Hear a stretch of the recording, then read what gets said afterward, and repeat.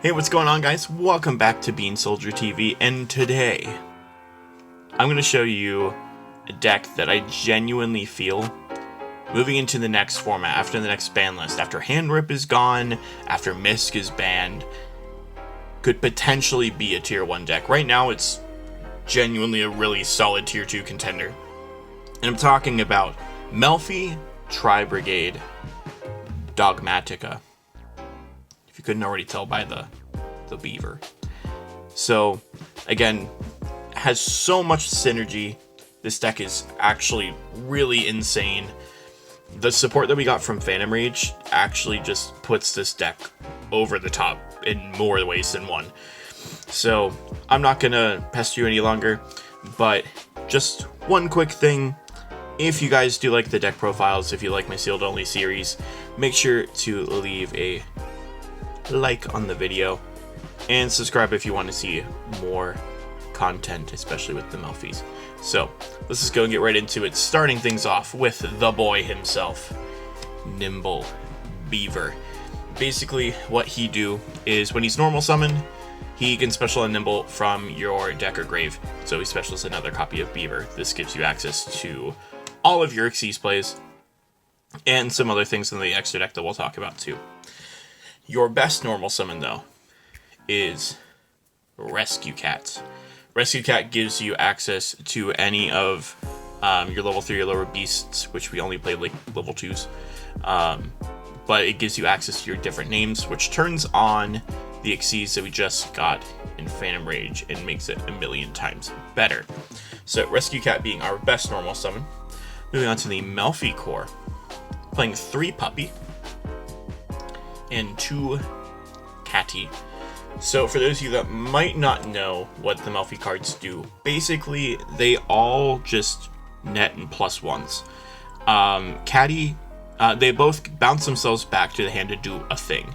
So like Catty bounces itself back to hand to search for any beast in the deck, and Puppy bounces itself back to hand to special a level 2 beast from the deck. So we'll talk about the targets for your Melffy cards here in a second. One of them being the new card from Phantom Rage, Alpha, the Master of Beasts. Splitting this at 1 copy. Again, we are going first deck, but it is nice to have some power cards for whenever you do go second. Catty can search this.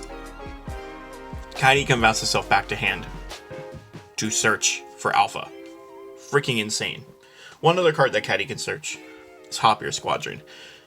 Reason you play this card is you can make Herald on your opponent's turn with your Kalentosas that are going to be left over from your puppies. So Kalentosa, basically what it does, whenever it's special summon, you can just pop a card. Pop a Lost World, pop an Ovi, pop whatever you want. Fantastic card. And typically you'll use your Hopier to synchro off with your Kalentosa into a Herald of the Arclight. Moving past the Melffy package, we are playing 3 Tri-Brigade Fractal. Again, these are the new cards that just came out in Phantom Rage. These cards are phenomenal. Oh my god. They all have this same effect where you can banish Beast, Beast Warrior, or Wing Beast from your grave to special summon a link equal to the link rating of the amount of cards that you banish from your grave. And he also has a hand effect where you can send him to the grave to basically foolish any beast, Wing Beast, or Beast Warrior. The card that you're typically going to foolish is Tribrigade Nerval. Nerval, when it's sent to the grave, searches for a Tri-Brigade. And the one that you're going to search is Tri-Brigade Karis. Karis has an effect in hand to discard any beast, Beast Warrior, Wing Beast to special summon himself. So even if you happen to draw a dead anything like a Kalentosa, you can just pitch it out of your hand to special summon your Karis. And then Karis go ahead and special any of your links by banishing any of those extra resources. So if I'm going to be completely honest, these Tri-Brigades just, they push hard. They do a lot going first, they do a lot going second. So they are quite versatile, and I'm going to be honest, I'm surprised that people don't like these, or they're not as powerful as... I don't know. I'm shocked. I'm shocked. Moving on to the Dogmatika faction, the non-beast warrior part of the deck. 2 Ecclesia. I know it might be shocking. We only play 2 for space. We play the 1 Fleur. And one card that I was messing around with, I am not a fan of it anymore. I was playing 1 Ashian to recycle the Dogmatika cards. This card's much better in a bigger Dogmatika list or a Dogmatika engine than what this plays. So instead of playing Ashian, I would just play a 2nd Fleur. I don't have one. So Ashian, if you're trying to save a little bit of money, you can play Ashian. It's not the greatest card in the world, I'm not gonna lie. I was actually kind of disappointed with how it played. So again, play a 2nd Fleur instead. Moving on to the hand trap lineup, we are playing 3 Psyframe Gear Gamma. Shocker, I mean, it's like the best hand trap in the game right now. Negate, destroy, and then you have to play the mandatory brick with it, but who cares? It's like the best hand trap. And we're also playing 2 Ash Blossom, 1 Feet, 1 Not Feet Ash. We do have more hand traps, but these are the main monster ones. There are some cute hand traps you could play, I guess. You could play DD Crow instead if you really want some extra synergy with your Tri-Brigade, because it is a winged beast hand trap, so you are able to banish it for your materials for the links that you'll be specialing for the extra with those cards. Just Crow's not phenomenal right now, so I'm playing Ash instead. Again, only playing it at 2 for space reasons. Moving on to the spells, we only play 2 different kinds of spells, but boy, are they a powerhouse. Play 3 Obedience School. This says special 3 level 2 beasts from deck, and then you're locked into beasts until the rest of the turn. They have to ash this. This card, because of the new support in Phantom Rage, just turned into 3 to 4 interruptions. By itself. This card is insane. Also, one other thing to note, this card is in a once per turn. So, if they ash it and you open up multiples, just do it again. Just do it again. And then for the last spell, you guessed it, 3 Nadir Servant. Again, a phenomenal card going first, going second. This is basically the new Engage. You just splash into any deck. And then finishing off the hand trap lineup, 3 Infinite Impermanence, and the 1 other trap we're playing being Dogmatika Punishment. Kind of mandatory whenever you're doing a Dogmatika list. So that does it for the main. It is indeed 40 cards. Again, I always suggest whenever I do these deck profiles, you don't necessarily need to do my list card for card. Edit your list to whatever you feel. If you want to play 42, if you want to play more hand traps, by all means. This is just kind of a generic skeleton to kind of get you started. Moving on to the extra deck. Starting things off, we have the 1 Almirage. I decided to play Almirage just because, let's say your Nimble Beaver or your Rescue Cat gets immediately hand trapped on summon. Anything besides a Gamma. You still have the body on board, but you're not going to be able to get a rank 2 out.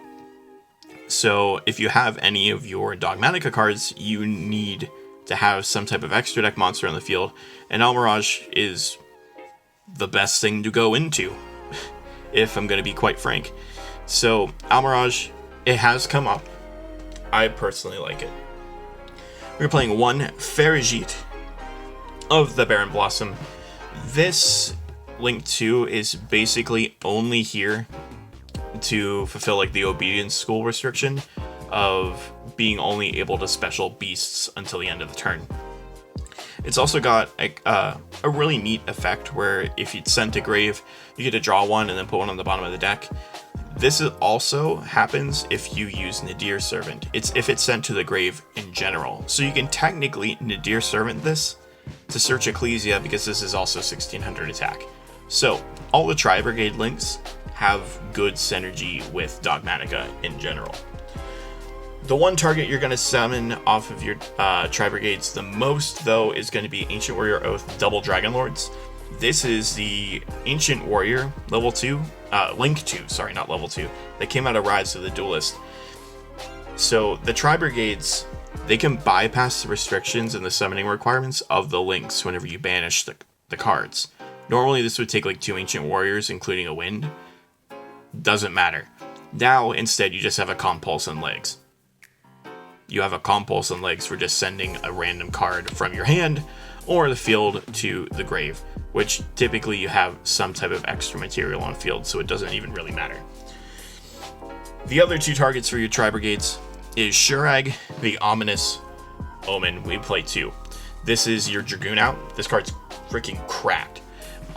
When it's summoned, non-target, banish a card. Not only that,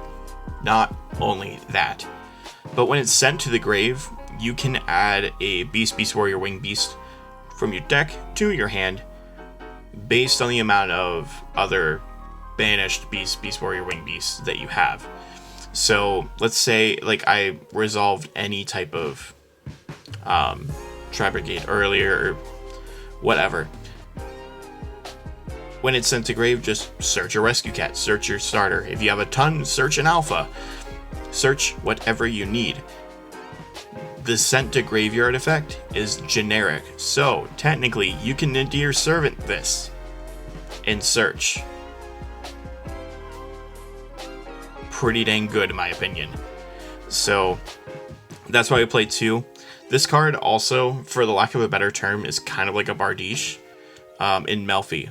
So the banish effect also happens whenever any Beast Warrior, or Wing Beast is special. So with your Melffy cards, especially Puppy,